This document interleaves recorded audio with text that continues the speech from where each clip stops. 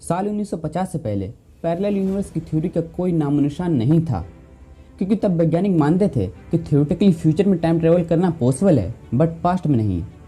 फिर 1950 में पहली बार पैरेलल यूनिवर्स की थ्योरी को पब्लिश किया गया, क्योंकि दुनिया के सामने कुछ ऐसी घटनाएं सामने आने लगी जो कि फ्यूचर से आए टाइम ट्रेवलर्स की तरफ इशारा करती थी और उन्हें झुठलाया भी नहीं जा सकता था। फिर उसके बाद से टाइम ट्रेवलर्स की बहुत सी घटनाएं सामने आईं जिनमें लोगों ने दावा किया कि उन्होंने टाइम ट्रेवल किया है। तो दोस्तों, आज हम कुछ ऐसे ही लोगों के बारे में बात करेंगे जो कि सच में टाइम ट्रेवलर्स थे, जिनके सबूतों से हमें ये पता चलता है कि उन्होंने सच में टाइम ट्रेवल किया था। तो चलिए फ्रेंड्स, शुरू करते हैं। जॉन टिटोर। यह स्टोरी एक सोल्जर जॉन टिटोर के बारे में है, जिसने दावा किया था कि वह एक टाइम ट्रेवलर है। 2 नवंबर सन 2000 को एक इंटरनेट डिस्कशन प्लेटफॉर्म में, जहां लोग आपस में बातें करते हैं, वहां एक नया मेंबर ज्वाइन हुआ जिसका नाम था जॉन टिटोर। जॉन टिटोर ने पोस्ट किया था कि हेलो दोस्तों, मैं एक टाइम ट्रेवलर हूँ और मैं सन 2036 से आया हूँ। मैं सन 1975 में गया था एक IBM 5100 कंप्यूटर लेने, क्योंकि सन 2036 में हमारी टीम को उसकी ज़रूरत थी। लेकिन सन 1975 से 2036 में वापस लौटते समय मैं सन 2000 में ही रुक गया, क्योंकि मैं देखना चाहता था कि पास्ट कैसा दिखता है और Y2 के नाम के एक कंप्यूटर प्रॉब्लम को भी देखना है। मैंने जो भी बताया ये जॉन टिटोर द्वारा की गई बातों की समरी है। असल में इसके बारे में बहुत ही लंबी बात हुई थी। जॉन टिटोर द्वारा की पोस्टों ने पूरी इंटरनेट को हिला कर रख दिया। बहुत से लोगों ने उसकी बातों को गलत माना और बहुत से लोगों ने उससे इसके बारे में काफ़ी बहस भी की। लोग सवाल करने लगे कि अगर तुम सच बोल रहे हो तो हमें प्रूफ दो कि तुम सच में एक टाइम ट्रेवलर हो और तुम फ्यूचर से आए हो।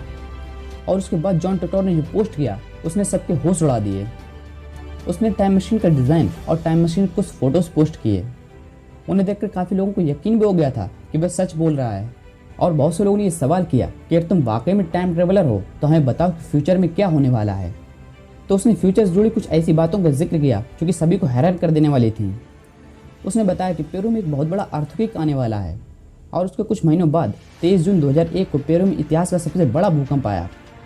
उसने यह भी बताया कि स्पेस शटल ओवर हीटिंग वजह से एक हादसा होगा और 1 फरवरी 2003 में यह घटना घटित हुई। कोलंबिया स्पेसक्राफ्ट, जिसमें कल्पना चावला और 6 और क्रू मेंबर्स थे, इसी दुर्घटना का हिस्सा था। उसने और भी बातें बताई जो कि सच हुई, लेकिन उसके द्वारा बताई गई कुछ घटनाएं गलत भी साबित हुई। जैसे उसने कहा कि 2008 में एक विनाशकारी अमेरिकी गृह युद्ध यानी सिविल वार होगा, और ये भी दावा किया कि 2015 में एक भयानक परमाणु युद्ध होगा जो 3 अरब लोगों को मार डालेगा और अमेरिका को स्टोन एज में भेज देगा। लेकिन ऐसा कुछ भी नहीं हुआ। इसके बारे में कुछ लोगों को मानना है कि जॉन टिटोर पैरेलल यूनिवर्स किसी यूनिवर्स से आया होगा जिसमें अमेरिका में युद्ध हुआ होगा, जो इस यूनिवर्स में नहीं हुआ। लेकिन फैक्ट की बात यह है कि उसको द्वारा बताई गई बातों में से आधे से ज़्यादा बातें सच कैसे हो सकती हैं। वह भविष्य के बारे में इतना सब कुछ कैसे जानता था। जॉन टिटोर ने 24 मार्च 2001 को अपनी आखिरी पोस्ट लिखी और उसके बाद से जॉन टिटोर के अकाउंट से आज तक कोई भी पोस्ट नहीं आई और जॉन टिटोर एक रहस्य बनकर गायब हो गया। रुडोल्फ फेंज। यह घटना एक ऐसे आदमी की है जिसने सच में टाइम ट्रेवल किया था। जून 1951 में न्यूयॉर्क के टाइम स्क्वायर पर रात के 11 बजे अचानक से एक आदमी सड़क के बीचों बीच प्रकट हो गया। उस आदमी ने 18वीं सदी की वेशभूषा वाले कपड़े पहने हुए थे और वहां मौजूद लोगों की तरह वह भी अपनी वहां मौजूदगी से हैरान था। इससे पहले कि वह व्यक्ति और वहां मौजूद लोग कुछ समझ पाते, तेजी से आ रही एक टैक्सी से टकराकर उस व्यक्ति की मौत हो गई।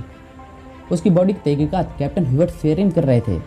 जब उन्होंने उस व्यक्ति की तलाशी ली तो उसके पास $70 के साथ एक तांबे का टोकन जिस पर एक सलून का नाम लिखा था, एक बिल जिस पर घोड़े के तबेले का नाम और एड्रेस था। साथ ही उसके पास पुराने ज़माने के छपे हुए नोट और एक बिजनेस कार्ड जिसमें नाम था रुडोल्फ फेंज और एड्रेस था 5th एवेन्यू। और इसके साथ ही उसके पास एक चिट्ठी भी थी जिस पर 1876 का स्टैंप लगा हुआ था। ये सारी चीज़ें पुराने ज़माने की थी पर बिल्कुल नई लग रही थी, जिस वजह से कैप्टन ह्यूबर्ट को ये केस बहुत ही अजीब लगा। उन्होंने जब सलून और तबेले का पता ढूंढने की कोशिश की तो उन्हें ऐसी कोई भी जगह नहीं मिली। वहाँ रहने वाले बुजुर्गों को भी ऐसे किसी सलून या तबेले के बारे में नहीं मालूम था और बिजनेस कार्ड पर जो एड्रेस था वहाँ पर एक ऑफिस बना हुआ था जहाँ कोई भी रुडोल्फ फेंज के नाम के व्यक्ति को नहीं जानता था। कैप्टन ने अपनी जांच पड़ताल जारी रखी और उन्होंने बहुत सी छानबीन के बाद एक टेलीफोन एड्रेस बुक में एक नाम पाया, रुडोल्फ फेंज जूनियर। जब कैप्टन ह्यूबर्ट उस टेलीफोन के एड्रेस पर पहुंचे तो पता चला कि उस नाम के व्यक्ति 5 साल पहले ही मर चुका था।